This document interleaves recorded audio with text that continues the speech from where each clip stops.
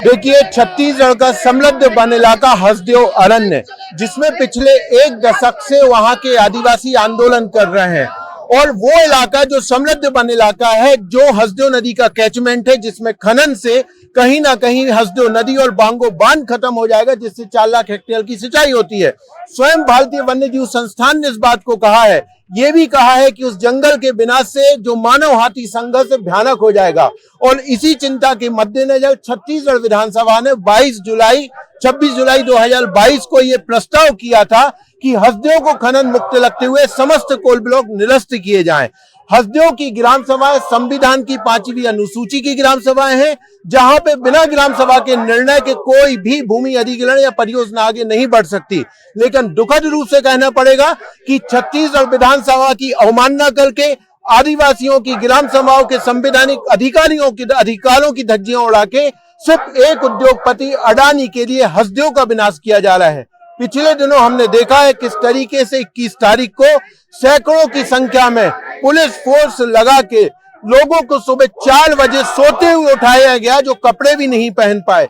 3 दिन तक लगातार गांव को नजरबंद करके जो है पेड़ों की कटाई की। हमें लगता है कि हसदेव का विनाश ये आत्मघाती कदम है, जिसमें पर्यावरण की चिंताओं के परे संवैधानिक अधिकारों का उल्लंघन, छत्तीसगढ़ विधानसभा की अवमानना, और सबसे महत्वपूर्ण पिछले दिनों छत्तीसगढ़ सरकार ने स्वयं सुप्रीम कोर्ट में एफिडेविट दिया है कि हसदेव में कोई भी नई खनन परियोजना नहीं होनी चाहिए। सत्ता कोई भी हो, लेकिन संविधान से सब बंधी है। विधानसभा के निर्णय सबके लिए सर्वोपरि है, सरकार का निर्णय सबका सर्वोपरि है। आज मार्च उसी जो विनाश हुआ है हसदेव के अंदर, और विनाश की प्रक्रिया आगे जारी है, जो आदिवासियों का संवैधानिक अधिकारों का उल्लंघन किया जा रहा है। आज छत्तीसगढ़ के तमाम जो नागरिक हैं, जो पर्यावरण प्रेमी नागरिक हैं, आदिवासी अधिकारों के लिए चिंतित जो नागरिक हैं, तमाम जनवादी संगठन आज ये मार्च निकाल रहे हैं उसके खिलाफ में। और महामहिम राज्यपाल को आज हम ज्ञापन सौंपेंगे कि वो हस्तक्षेप करें 5वीं अनुसूचित इलाकों में और हसदेव के संरक्षण के लिए दिशा निर्देश दें। ये तो 5 साल से पीछे 5 साल से ये लड़ाई चल रहा है। 5 साल से नहीं, पिछले 10 सालों से चल रहा है। ये दुखद रूप से कहना पड़ेगा कि हसदेव में स्वीकृतियां, जो आरोप प्रत्यारोप का दौर है, चाहे वो राज्य सरकार हो चाहे वो केंद्र सरकार हो, दोनों बराबर के दोषी हैं। हम ये बार बार कह रहे हैं कि किसने अनुमति दी, केंद्र ने भी दी है, राज्य ने भी दी है। पिछले सरकार ने यदि पेड़ कटाई की अनुमति दी है तो वर्तमान की जो भाजपा है उस समय सड़कों पे थी, क्यों आप उस अनुमति को निरस्त नहीं कर रहे?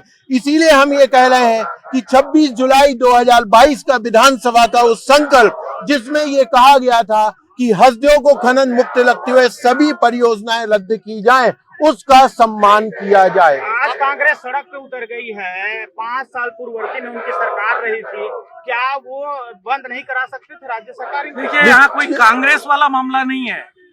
कांग्रेस यहाँ पर सड़क देखिए, सवाल मैं पुनः कह रहा हूँ कि सवाल दलों का नहीं है। जो विपक्ष में है वो विरोध करता है, सत्ता में आके अडानी का साथ देता है। हम ये कह रहे हैं कि दलीय राजनीति से हटके छत्तीसगढ़ की जनता के लिए, छत्तीसगढ़ के पर्यावरण के लिए, छत्तीसगढ़ को बचाने के लिए निर्णय लीजिए। को काट चुके हैं। अभी तक देखिए, जो परसा ईस्ट के निवासन है, 15,000 पेड़ों को काटा गया है। टोटल जो 4 परियोजनाएं राजस्थान की हैं, उसमें 8 लाख पेड़ काटे जाने हैं।